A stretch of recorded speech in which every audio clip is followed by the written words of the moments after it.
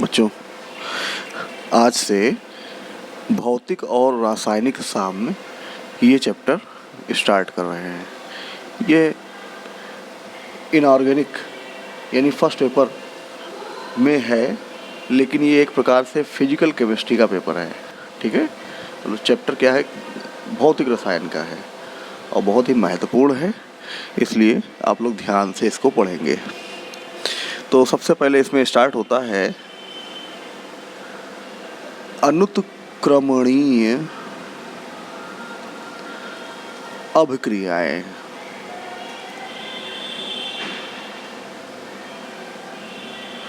कि अनुत्क्रमणीय अभिक्रियाएं क्या होती हैं?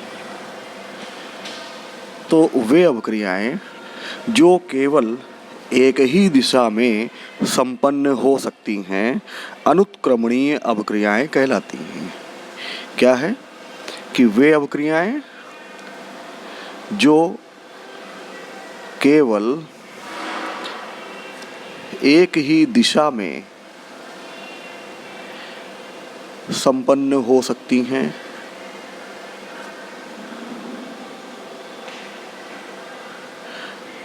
अनुत्क्रमणीय क्रियाएं अभिक्रियाएं कहलाती हैं। ठीक है, इसमें भी कुछ अर्थ हैं। क्या है?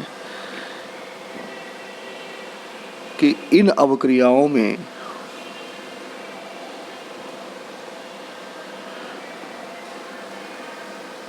कभी भी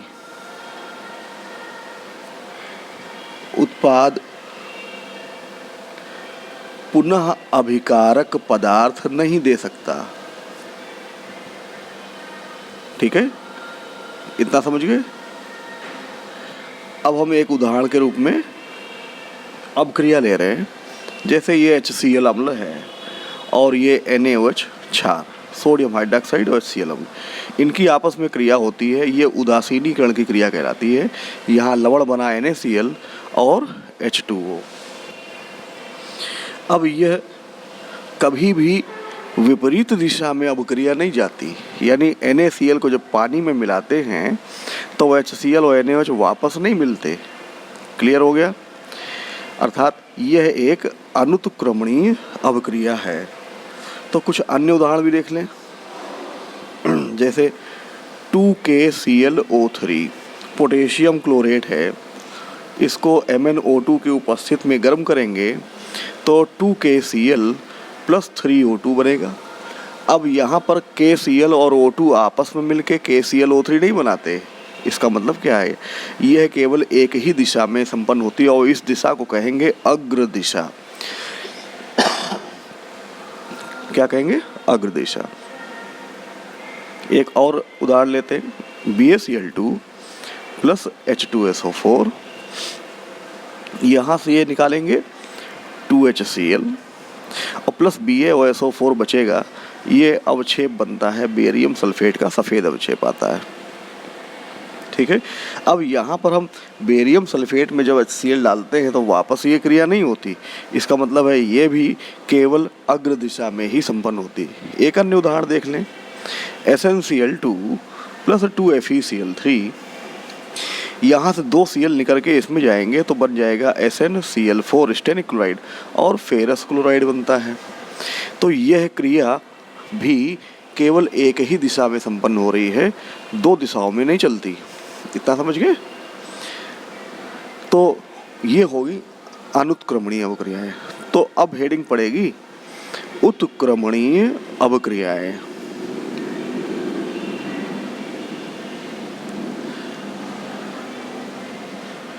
उत्क्रमणीय अभिक्रियाएं क्या? कि वे अभिक्रियाएं जो अग्र तथा पश्च दोनों ही दिशाओं में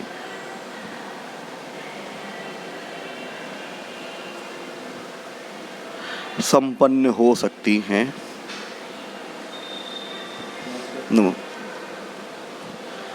उत्क्रमणीय अभिक्रियाएं कहलाती हैं।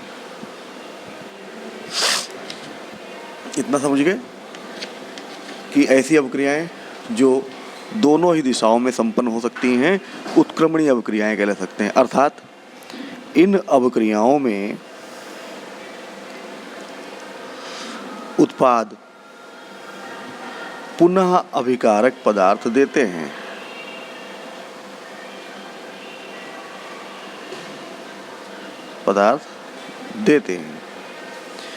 क्लियर हो गया? अब यहाँ पर इसके कुछ एक उदाहरण के रूप में हम इसको बता रहे हैं, समझिए। जैसे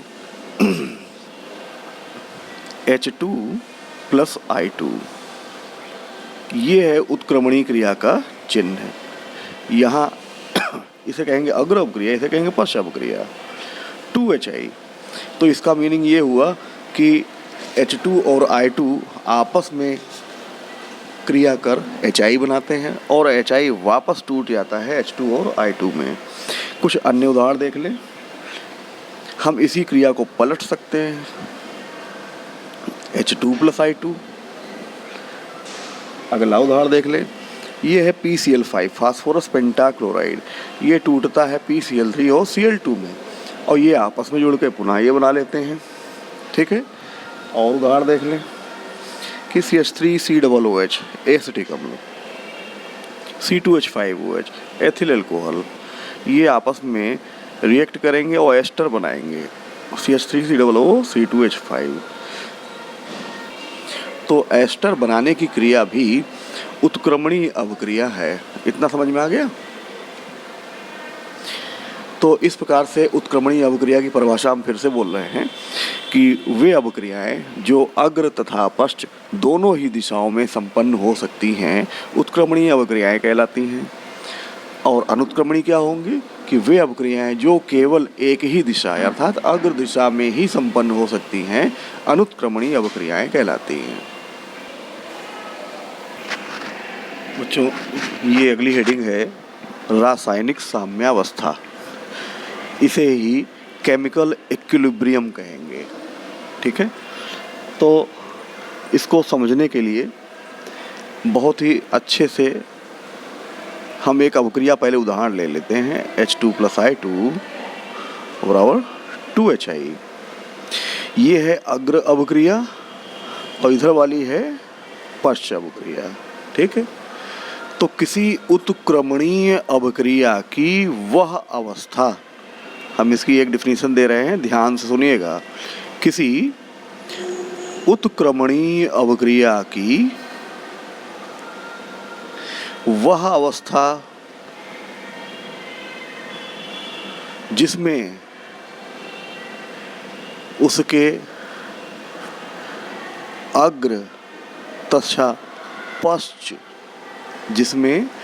अग्र तथा पश्च अवक्रियाओं के वेग समान हो जाते हैं, रासायनिक साम्यावस्था कहलाती है। ठीक है। क्लियर हो गया? किसी उत्क्रमणीय अवक्रिया की वह अवस्था जिसमें उसके अग्र तथा पश्च अवक्रिया के वेग समान हो जाते हैं रासायनिक साम्यावस्था कहलाती है। अर्थात हम इसको दूसरे तरीके से कह सकते हैं, किसी उत्क्रमणीय अवक्रिया की वह अवस्था जिसमें अभिकारकों व उत्पादों की मात्राएं समान हो जाती हैं और समय के साथ परिवर्तित नहीं होती, समय के साथ परिवर्तित नहीं होती, रासायनिक साम्यावस्था कहलाती है। तो हमने यहाँ पर दो डिफिनीशन दी हैं और दोनों का मीनिंग एक ही है। तो इसको कैसे समझें? कि जब हम लोग कोई वस्तु खरीदने जाते हैं तो दुकानदार एक तराजू में वो चीज़ तौलता है, ठीक है। ये तराजू हमने बनाया, ठीक, और ये इसकी सुई है जो 0 पर अटकी है। 0 पे तभी होगी जब ये पलड़ा आपस में समान हो। अगर यहाँ पर 1 किलो का बाट रखें और इधर 1 किलो के बराबर सामान रखें, तब क्या होगा, यह सुई 0 पे ही आ जाएगी। तो इस अवस्था में दोनों, यानी ये अभिकारक, ये उत्पाद समान हो गए, इनकी मात्राएं समान हैं और ये एक बैलेंस पे हमेशा बना रहेगा जब तक कि हम इधर कुछ ना डालें अथवा इधर कुछ ना डालें। तो किसी उत्क्रमणीय अभिक्रिया, ये दोनों दिशाओं में, कभी इधर ज़्यादा होगा तो ये नीचे जाएगा, कभी इधर ज़्यादा होगा तो ये नीचे आ जाएगा, ऐसे चलता रहेगा, है कि नहीं। तो किसी उत्क्रमणीय अभिक्रिया की वह अवस्था, ये अवस्था है जिसमें अभिकारक और उत्पाद दोनों की मात्राएं समान होती हैं और समय के साथ परिवर्तित नहीं होती, साम्य अवस्था कहलाती है। तो ये केवल समझाने के लिए बनाया था हमने, ये आपके बनाने के लिए नहीं है, ठीक है। तो साम्य अवस्था के कुछ लक्षण हैं, उनको आप सीखें कि रासायनिक साम्य अवस्था के लक्षण। अब लक्षण क्या हो सकते हैं, इसको ध्यान से देखिए। पहला है कि साम्यावस्था में अभिकारकों और उत्पादों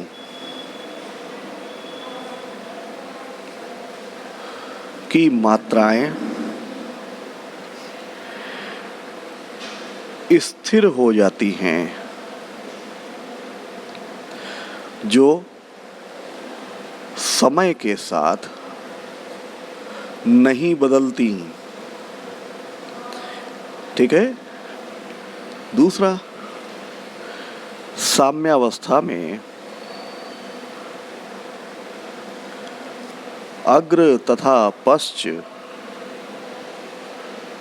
अभिक्रियाओं के वेग समान यानी बराबर हो जाते हैं। समझ में आया। तीसरा, इस साम्यावस्था गतिक होती है, यानी निरंतर चलती रहती है, इसे कहेंगे डायनेमिक। साम्यावस्था गतिक होती है और इस अवस्था में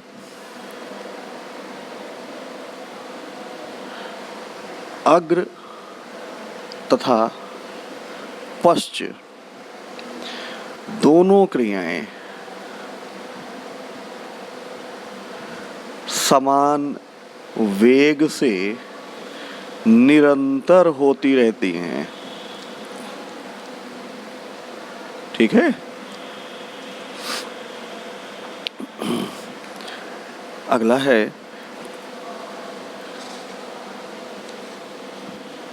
कि साम्य पर ताप, दाब या अभिकारकों की सांद्रता में परिवर्तन करने से साम्य की स्थिति बदल जाती है और आखिरी है कि उत्प्रेरक की उपस्थिति साम्य को प्रभावित नहीं करती, ठीक है। क्यों नहीं करती? क्योंकि उत्प्रेरक जिस वेग से अग्र अभिक्रिया को परिवर्तित करेगा, ठीक उसी वेग से पश्च अभिक्रिया को भी वह परिवर्तित करता है। तो इस प्रकार से हमने रासायनिक साम्य अवस्था के कुछ लक्षण बताए, आप लोगों को समझ में आ चुका होगा।